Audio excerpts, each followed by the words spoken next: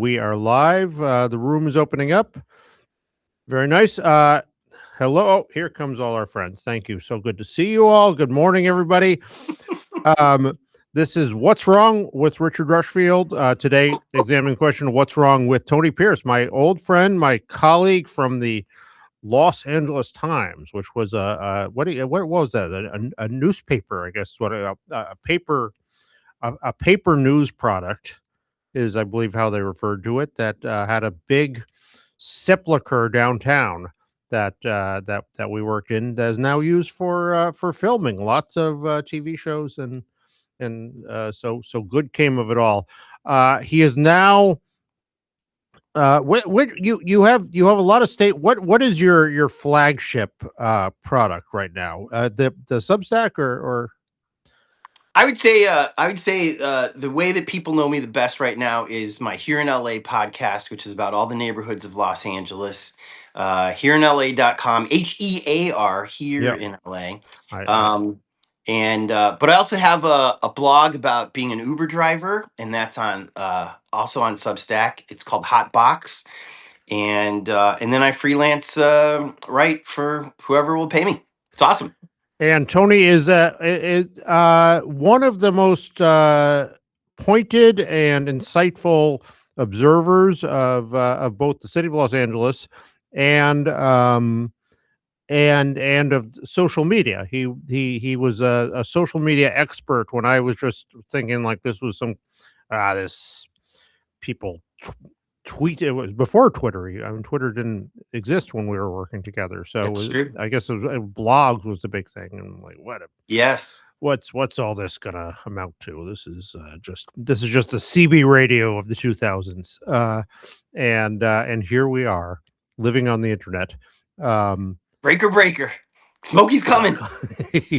um, so let's start. So you mentioned I want to try to understand your journey through social media in Los Angeles to all the way up to Uber. So can you just give us how did all this happen to you? How what start out with the AA qualifier, which was what it was like, what happened, and what it's like now. Well, I start it all. I got groomed in college, Richard, probably like you did too, Yep. where the You went to college newspaper. UC Santa Barbara, Yeah, the college down the road. newspaper had no journalism school, no advisors, and $1 million budget for a daily newspaper. And so a whole bunch of us They had a kind million of got dollar excited budget about this. for I'm sorry? They had $1 million budget for a college paper? Can you believe that? Oh my god. I mean, it was I it don't think the was LA Times has $1 million budget now. I mean, it doesn't seem that way. We had like 20,000 students, and back then, before social media, as you said, this was the only way for advertisers to get to the students. And we put out an award-winning paper every day, and that hit all of these what everyone thought were affluent Southern California college kids. And so we had a pretty damn good budget. Most of us we got through college off of writing every day. Some of us, like me, had to have other jobs too, but whatever.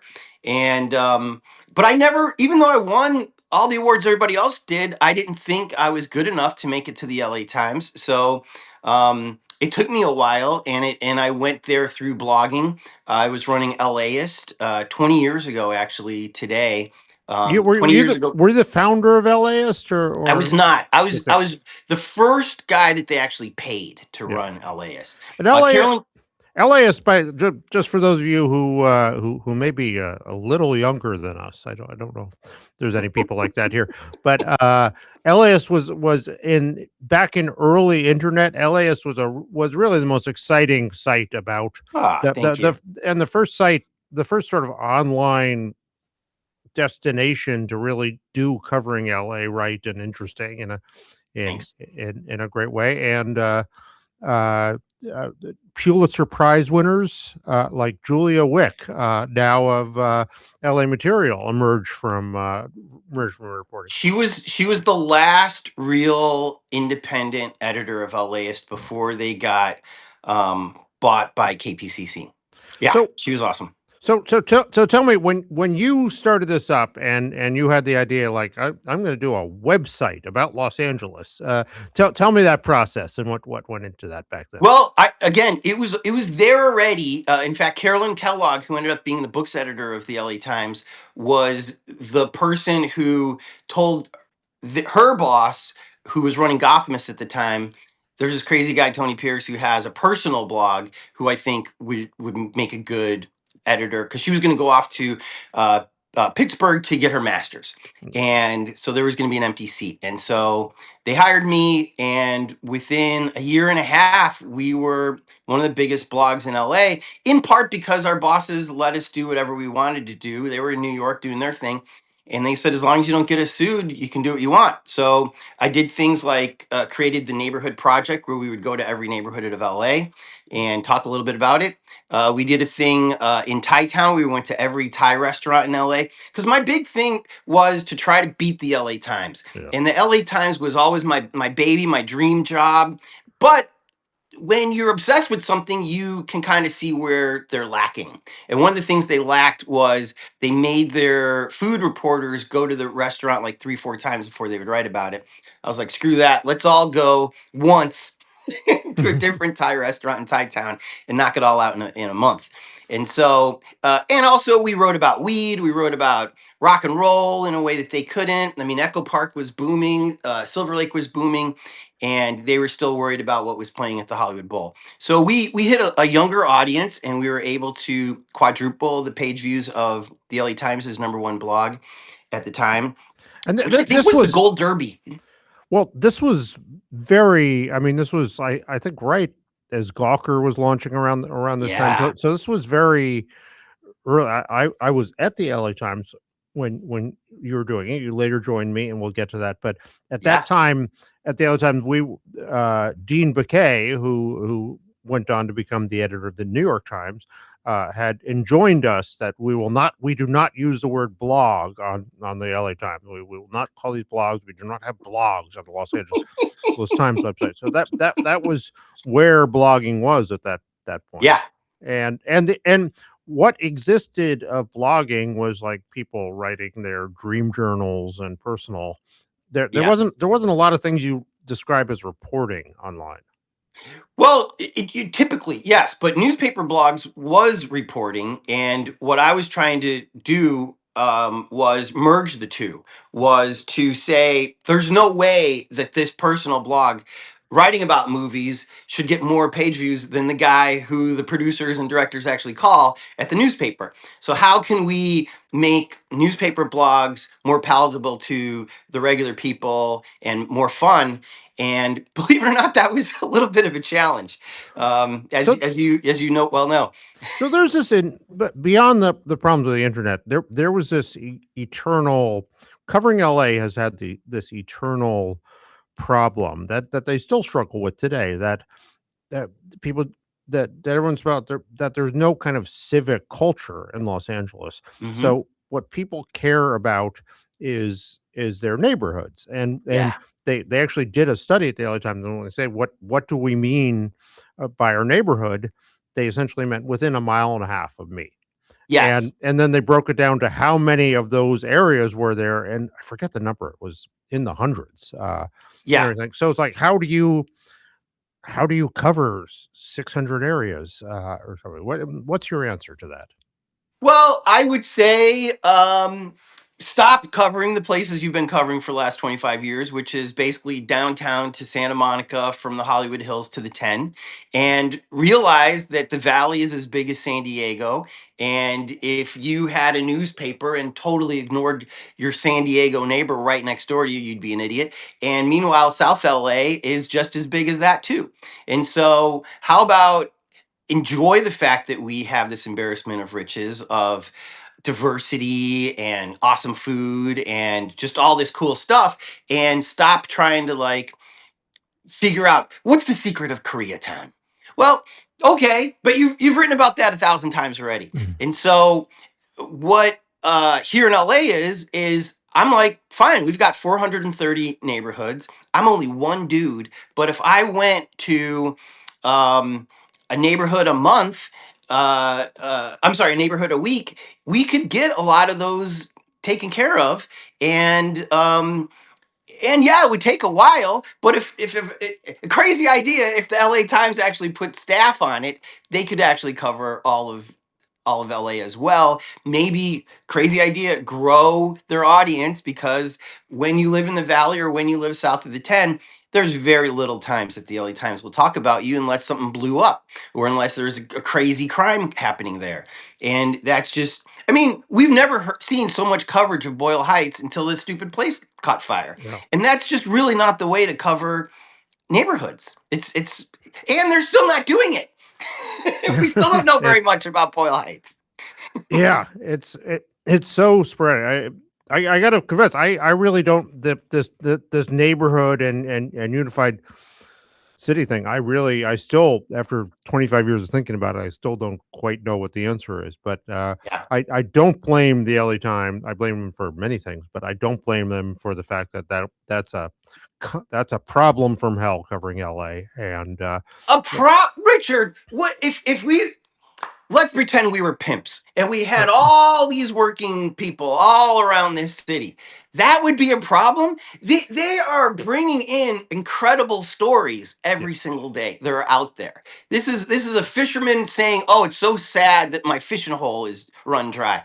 They've got the biggest fishing hole of news there is. I mean, the California Yeah. Post is falling into the same problem. They keep trying to dig up the same old nonsense and create stories that aren't even there. And to your point about civic people not giving a crap about politics in LA, what did they do? They went all in on a guy that lost by a lot over for mayor. And the reason that he lost by a lot is nobody gives a crap about celebrity mayors in LA. You're And referring so, to Spencer Pratt, the right. the late Spencer Pratt campaign. Yeah, well, I mean, I think the problem is top-down coverage in LA doesn't work because people don't care about the top unless you find right. some really dramatic way of making the top interesting. Right. And you know, for them, I think covering Spencer Pratt was how they do that. Yeah. There was a time when Rupert Murdoch was trying to buy the LA Times, if you can imagine that. That seemed like another lifetime. But he had said what he would do with it. His formula was, I'd hire a ton of sort of hard-nosed reporters to cover City Hall and the Bureau Board of Supervisors, and every week we'd unearth a different scandal. And I don't think they'd have too much trouble finding one a week. Yes. And we'd make that the coverage of the week. And Yeah. sounded like a good plan to me. Mhm. He didn't end up buying it. Instead, No.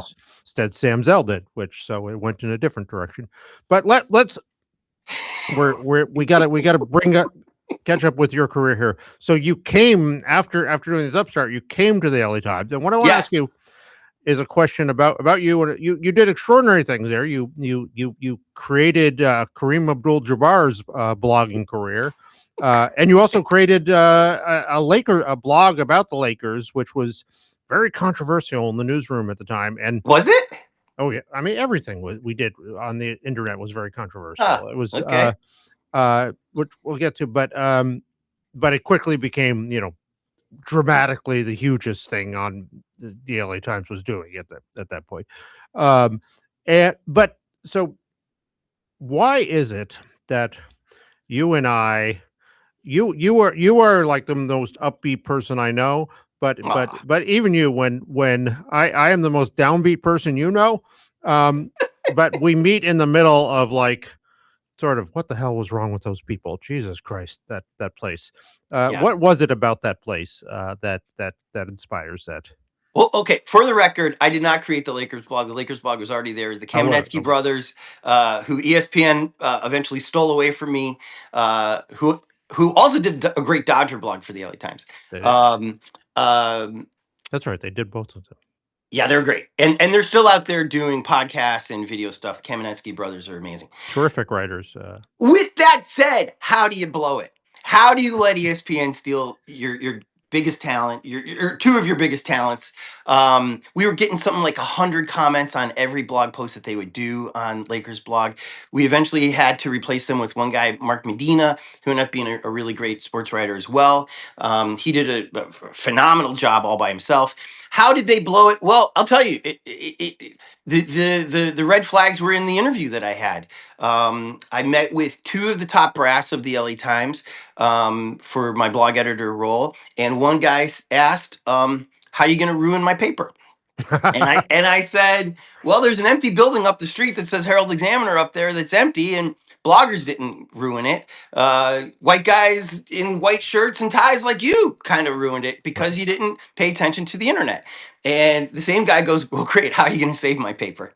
And I was like, "That is not the job I'm applying for today. But I will make your blogs better than the New York Times's blogs." And I think we did pretty close to that, if not beating them on a couple of our big, especially our news blog, LA Now, which Shelby Grad deserves a lot of credit for. Who amazingly is still there after all this time. A little bit. They did demolish every single one of their blogs. So to complete that answer, what was their problem? I think the problem was it was like tectonic plates. It was the paper that was making them all this money at the time, which they knew was going to go away, and it was the internet that they were uncomfortable with, that was their future. And they had a very hard time marrying those two.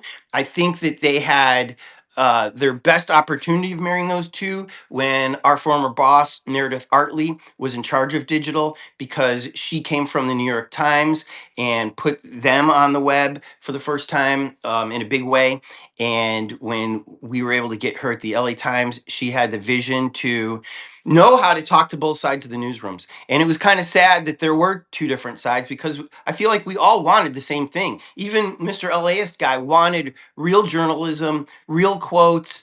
We wanted you to go to the Toy Story premiere. We wanted you to go to the American Idol finale and talk to the actual people and do real journalism. So it wasn't like blogging was trying to be first person only and opinion. Not me, at least. I just wanted what I loved in newspapers all my life to kick the crap out of what I loved about blogs. And I didn't think it was that hard.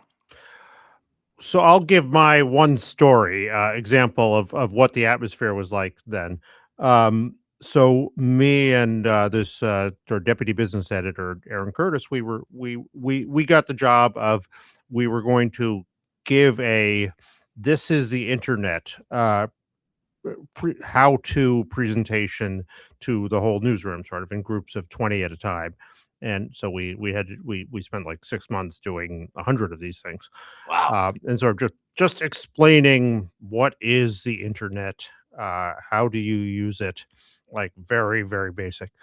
And in one of these, we were halfway through the presentation, or maybe 10 minutes into the presentation, and this woman stopped us.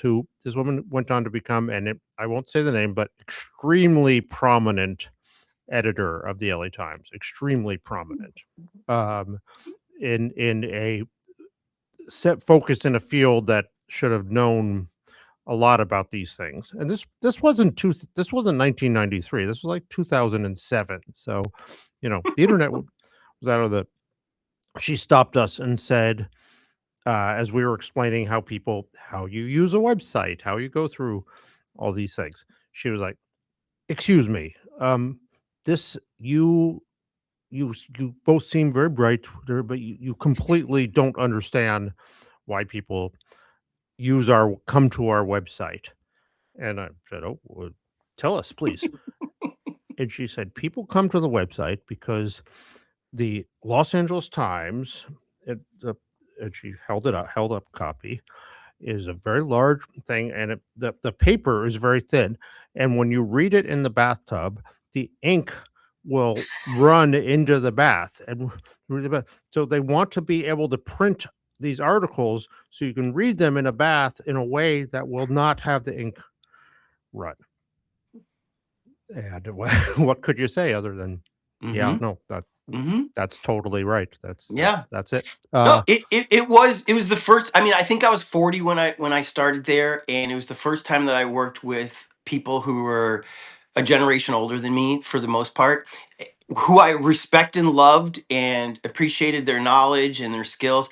Very skilled newsroom, by the way, Yeah, Richard. sure. Um, Yeah, lot of tons of so much experience and knowledge and all that in there.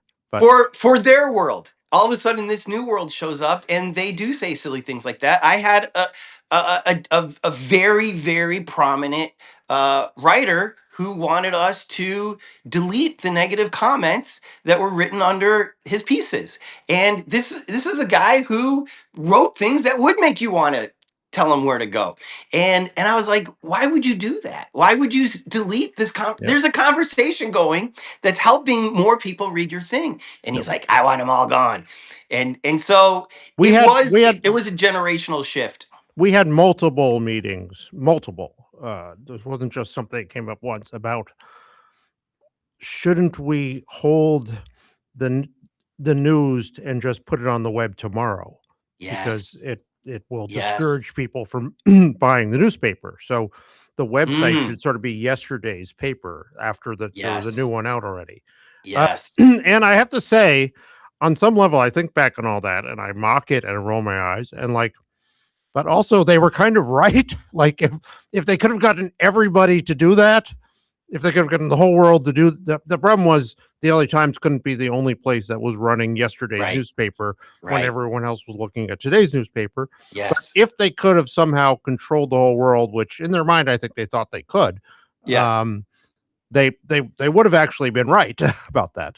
Well, one of my favorite days working there, tragically, was when Michael Jackson died, and the reason I love it so much was I got to see the professionalism on all these desks because he that story touched every single desk, And and we broke the story there. we broke the story, and the website went down for a couple minutes, and that was scary. But Because it was being bombarded with more users than had ever come near it. yes, CNN had a little crawl that said the LA Times has yet to confirm, which made everybody who was Yeah, watching that's right. CNN come to our website, which was a lovely thing until it crashed. And but what I loved about that particular day, Richard, was it was so interesting to watch all these professionals who we are kind of talking a little trash about right now. But for the most part, the building was like humming, like a quiet hum, like a Porsche on the autobahn. Like this was what it was meant to do. Yeah. Because it happened in the middle of the afternoon. There was a print deadline, which does help. It's always nice for a writer to have a deadline. No. So everybody knew we only had a few hours to knock out this story. Everybody worked as a team. I don't remember it being loud in there. If it were a movie, the phones would be ringing off and people would be running It around. was always shockingly quiet because they didn't have Yeah, typewriters anymore. So right, right. the noise you think of as newsroom is largely typewriters, but Yes. they There's didn't. no ticker tape rattling. It Yeah. was very quiet. And damn it, did everybody who wrote a piece that day or took pictures, everybody knocked it out of the park, and it was Yeah. just a perfect paper at the end of the day. And so it is, but to your point, would they have preferred that it didn't go out on the web that day, that it was just this beautiful print project at the for the next day? I mean, people still stood in line the next day to get that paper, just like Yeah. they did when Obama won. They stood in line around the building to get the paper. So I think there is a time and place for both print and the web. I don't know how many newspapers have figured out how to do that yet. I feel like only the failing New York Times has figured out how to do it. Yeah. Well, I believe me, we could do a week of shows just talking about our LA Time memories here. So, Yes. and we probably should sometime. We Um, should. Let's bring um, Aaron Curtis in. I haven't heard that name in forever. well, I'd love that. I think he's hiding from his memories about that, but we should. But I want to fast forward. This is just sort of the cliff notes of the Tony Pierce journey because we'll drill down in the individual chapters later. But I want to fast forward to your current chapter. Yes. Uh, reporting and Uber driving through the city, and you write. Yes. You write. Not only do you do your commentary on the city's news and do your podcast, but you also write these accounts of your life Uber driving. So how Yeah. did you get into Uber driving? And I gotta say, you seem like you love it. Like you seem like you would pay to be allowed to do it, which I is have a little trouble as someone who doesn't enjoy people. I have a little trouble relating to that, but tell me how you got to this part of your journey. I always wanted to do it. And at the LA Times, I felt like, I mean, because just like you, I was a senior editor, and I was like, isn't it beneath us to have side jobs? Like, shouldn't we pretend that the LA Times gives us everything that we want and need in our lives? And so after the Times laid off so many people, and I ended up at KPCC, and then at the Oscars. At the Oscars, fine job, perfectly okay. I was doing the majority of the social media. I learned a lot about social media, but I was so bored. It was basically a 9 to 5 job, which I had never really had before. It wasn't journalism. If something broke, I couldn't talk about it. I had to, like, you know. And so at night, I was like, oh, and it's in Beverly Hills and I live in Hollywood. Let me just drive home and take Uber passengers and let's see what it's like. And that turned into 11 years of doing it a lot. I became addicted to it almost right away Oh. because, unlike you, I love people, and Yeah. the people of LA, Richard, are phenomenal, and they're from all walks of life, and you end up in one shift. Let's say your shift is just 5 hours. I started in Beverly Hills. I would usually um, uh, uh, turn on my meter at the CAA building and try to get somebody famous, somebody important, whatever. So you And drive right up outside CAA yeah, and then go on duty. Oh, yeah. yeah. And does that Uh, work? uh, Well, it worked great, and so I changed my hybrid into a Mercedes so I could do the premium rides, which is what a lot of Yeah, those actors and agents were using. sure. And a lot of times they were just going to the airport, which is fine. I mean, it's 5 o'clock, 6 o'clock. Who wants to drive the 405 to the airport? Me. I'm the only idiot that wants to do that. But you got a half hour talking to an agent or a lawyer or whoever from Hollywood, and they don't know that I came from the LA Times. They don't know that I'm a college graduate or anything. And so I'll ask them all the questions I would have asked if I was writing for you. And Mm. they will tell you because they're in this little car, they're beaten down. CAA is a terrible place to work, is what I've learned. And they wanna vent. And so then you get to the airport, you wait a little bit for a ride out of the airport, and you end up in South LA, you end up in Venice. Who knows where you're going to end up? And so after 5 hours, you have reached so many different parts of LA that you would never normally go to. And it really inspired me to start here in LA because I realized this town is so much bigger than we give it credit for because, as you said, we really stay in our 1 mile bubble, and Yeah. that's it. And our bubbles are great in LA, and so whatever, stay there. But there's so much more out there, and when the people will talk to you, you learn so much. I mean, I moved here in '84, and yet here it was, 2013, and I realized I really didn't know very much about LA.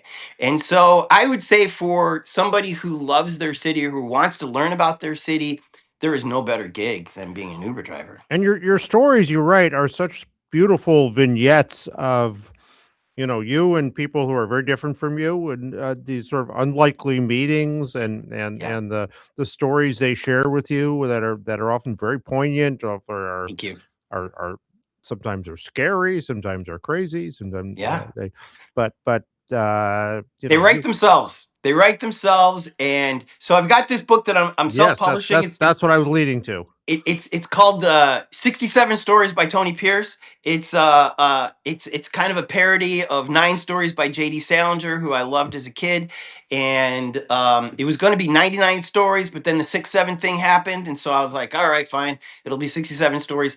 And to be honest, I would really love for Netflix to pick this up, because I would love these little vignettes to be just little 20-minute pieces where a different actor plays me and a different actor plays the passenger, and they just get to act for 20 minutes and do their little thing. Because as you said, yes, these are Right. people I wouldn't normally meet. These are prostitutes, these are gay guys who got rejected at the bar, these are teenage runaways, these are all kinds of people who are very, very interesting, but I only have to deal with them for 20 minutes and then they're gone. And so I mean, I wish I had that on my real life. Like everyone I encounter, I only have to deal with for 20 minutes and then they're gone. That would be. yeah, I Um, mean, by the we're way, I think cranky Uber driver Rushfield would also write a very good I, book. uh, if anyone wants to come to me with a project that they want to put together, anyone's watching, I'm open to that. The My mind, of course, goes to the most important question of that: how often do people throw up in your car? Great question. Yeah. At the beginning, I was so addicted that I would drive until 4 o'clock in the morning. It was so much fun. Like, I even got carpal tunnel from driving so much. And I Um, imagine the later you get, the greater the vomit risk gets there. You're exactly right. In fact, what I noticed was not only did the vomit risk change, but also the attitude of the person, the vibe of the person. 11 to 12 o'clock, everybody's excited, especially on a weekend. Everybody's excited. 1 to 2, they're getting a little sloppy. They're going to maybe the after hours or wherever the big party is. Um, 2 to 3, they're a little bit sad, because either they didn't hook up with who they wanted, Yeah. or they did and it was terrible, or they did and they got kicked out. And so they're very, very sad at around 3 So o'clock. if it went well, they'd still be there. Exactly. Yeah. Exactly. I'll pick them up at 8 o'clock in the morning on their Uber ride of shame. But 4 o'clock, oh man, guaranteed vomit. Guaranteed. But especially if they're younger. I So think like that's the title of the book there, the guaranteed vomit. So I've got barf bags in the car. But even once, I picked up this Marine who had come up here from Oceanside, and he was big tough with all his buddies. And then he was like kind of falling asleep, and I was like, "Can you please hand this to your friend back there?" And he barfed in it, and then he dropped the barf bag in the car. Oh, no, He no, fell no. asleep. So best laid plans. You never know.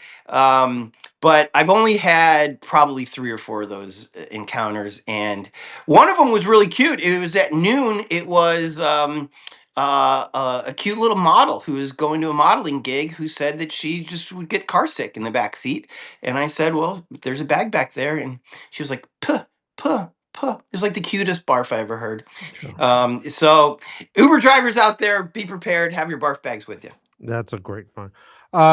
God damn it, we've barely scratched. Okay, last question before Yes. Substack needs the room, so we got to get Oh, going. do they? But the you are such an optimistic person. Yes. Very few people are optimistic about Los Angeles at this moment. Oh, How do you feel about the future of LA? Do you still have hope and faith for it? yeah. Yeah.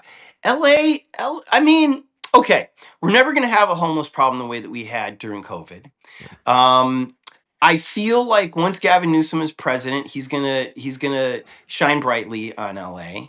I think Mayor Bass, if she wins, will be a much better mayor, because she couldn't have been worse than her first term.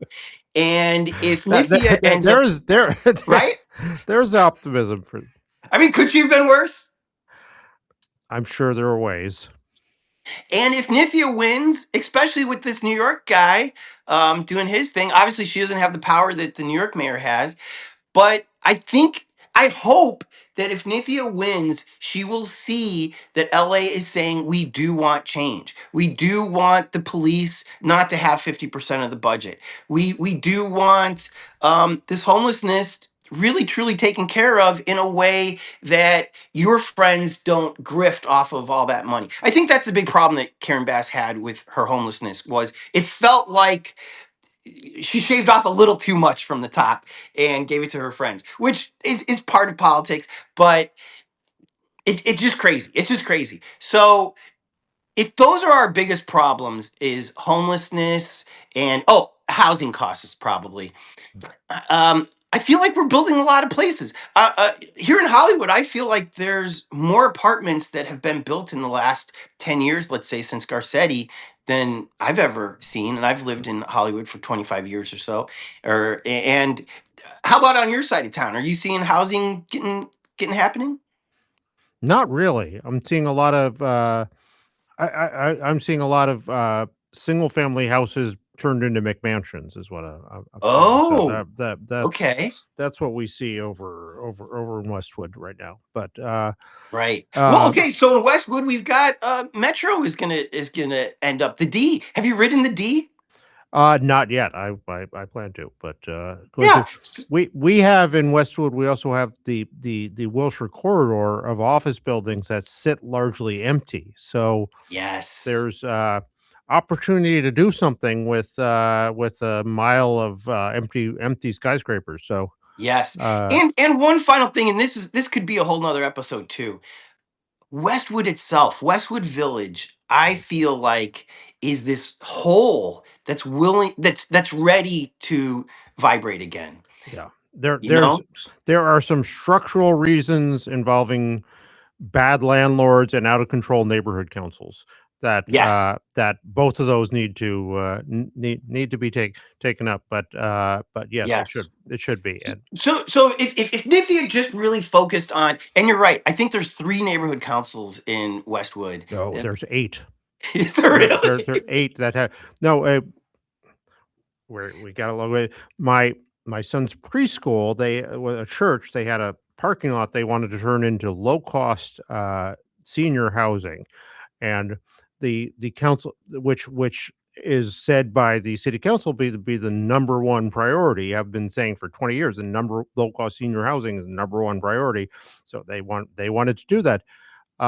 They started that process when my son was in preschool. He starts ninth grade in the fall, and they continue to try to work and know and they're still trying to get that through. Because the council people said, "Yep, here are these eight neighborhood councils are joining it, Mhm. and plus the homeowners associations and all that. So just make it all okay with them, and please don't tell us too much about how that happens, and then we can get going." So here we are. What is it?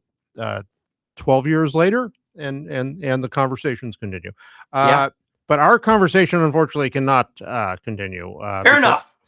but it will continue because we're going to have you back here. The book. How can people find your book? Go to busblog.substack.com, and it's going to be available real soon. Actually, right now you can go there and you can read almost all the stories for free. The only thing that you got to pay for is to find out how much they tipped me. But spoiler alert, they probably didn't. But you will want the bound copy because these stories are so great. I've been reading them in blog form, and I'm addicted. They're fantastic, Thank you. and I'm addicted to you, Tony Pierce, one of the Oh great God, yes. observers of our city, my friend, former colleague, and we'll see you again here soon. I hope so. That'd be great.